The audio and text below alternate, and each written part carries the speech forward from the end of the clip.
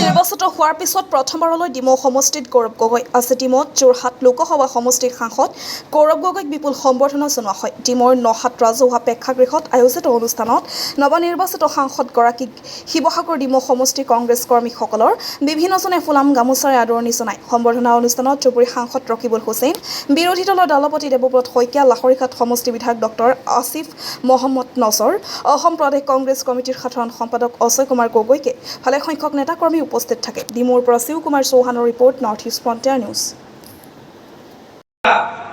কেতিয়াবা ডিব্ৰুগড় মেডিকেল কলেজত সোমাব, তাত কি অৱস্থা তেতিয়া তেওঁলোকে গম পাব যে আজি ৰাইজৰ কিয় ইমান ক্ষোভ, আজি ৰাইজৰ কিবা অসুখ হ'লে তেওঁলোকক গুৱাহাটী যাবলগীয়া হয়। চাওক, গোলাঘাট, যোৰহাট, শিৱসাগৰ, ডিব্ৰুগড়, তিনিচুকীয়ালৈকে ৰাইজ আজি উজনি অসমত যদি সন্ধিয়া তেওঁলোকে উন্নত চিকিৎসা পাব লাগে, তেওঁলোকক ৰাতি ৰাতি এটা এম্বুলেন্স ভাড়া কৰি গুৱাহাটী যাবলগীয়া হয়। কিমান অন্যায়, কিমান অত্যাচাৰ। মোক মনত পৰে মোৰ পিতৃ প্ৰয়াত তৰুণ গগৈ দেৱলৈ। তেওঁ সদায় কৈছিল যে অসমৰ উন্নতি তেতিয়াহে হ'ব যেতিয়া আমি গাঁৱৰ উন্নতি কৰিম। বিভিন্ন জাতি জনগোষ্ঠীক কেনেকৈ ভাগ ভাগ কৰি দিলে প্ৰতিনিধিত্ব কৰিব পাৰিছিল। আজি ডিলিমিটেশ্যনৰ যোগেদি সেই গোটেই মানুহখিনিক এক ঠাইত দুই ঠাইত আনি সংকুচিত কৰি আহোম সম্প্ৰদায়ে যাতে উপযুক্ত প্ৰতিনিধিত্ব নাপায় তাৰ এটা চলাহী কথাক লৈ তৰুণ গগৈ ডাঙৰীয়াৰ দিনত যে মুখ্যমন্ত্ৰী হ'ব নোৱাৰিলে তাৰে এইটো প্ৰতিশোধ ল'লে। আজি আপোনালোকে দেখিছে মূৰটো লোৱাই আপোনালোকে যদি আশীৰ্বাদ লয় সেই মনত পেলাই দিবলৈ দুখন দ্ৰোণ তেওঁক মানুহে লগ এৰিছে। তেওঁ তেতিয়া ইম্প্ৰেশ্যন এটা দিছিল যে তেওঁ মন্ত্ৰী পাব। এতিয়া মন্ত্ৰীটো নাপালে, চন্ত্ৰীও নাপালে। তেওঁ এতিয়া শুনিলোঁ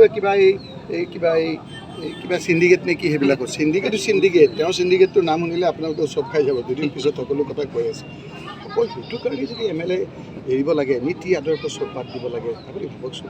আজি আপোনালোকে কৈ আছে, ডাঙৰ ডাঙৰ হৰফৰে আজি লিখিছে যে বাজেটত চাহ জনগোষ্ঠীলৈ দৰত ৰূপায়ণৰ চিনমুকাবি নাই। কিমানকৈ শিৰ পৰাই পেলাই মুখ্যমন্ত্ৰী আমি চাহ জনজাতিক অমুক দিছোঁ তমুক দিছোঁ। আজি কৈছে 6 বছৰে চাহৰ মধুৰতা পান কৰিবলৈ নাপালে চাহ শ্ৰমিকে প্ৰতিটো বিভাগৰ দ্বাৰা 5% ধন আবণ্টন নকৰে। মানুহক ঠগি ঠগি খাইছে। তেওঁ সকলো মানুহকে ঠগিছে। আহোম সম্প্ৰদায়িক লোকক দেখিলে একদমে সংকুচিত কৰি কৰি কৰি কৰি এটা দুটা চিটলৈ লৈ আনিলে।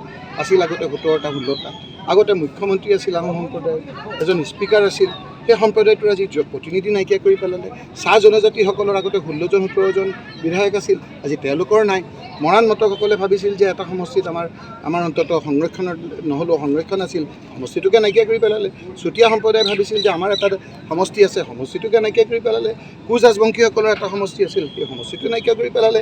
এতিয়া আপোনালোকৰ কথা হ'ল, যেতিয়া যোৰহাটত গৌৰৱ গগৈ ডাঙৰীয়া জিকিলে, যেতিয়া ইয়াৰ মানুহে ডিমৌ ৰাইজে ইমান আপোনাৰ ডিলিমিটেশ্যন কৰাৰ পাছতো যেতিয়া ইয়াত বিজেপি হৰুৱালে, একমাত্ৰ চাহাৰা হৈছে এতিয়া বদৰুদ্দিন আজমল ডাঙৰীয়া। বদৰুদ্দিন ইয়াত ৰকিবুল হুছেইনে জিকাইছে বুলি কৈছে, মই ৰকিবুল হুছেইন জিকা নাই।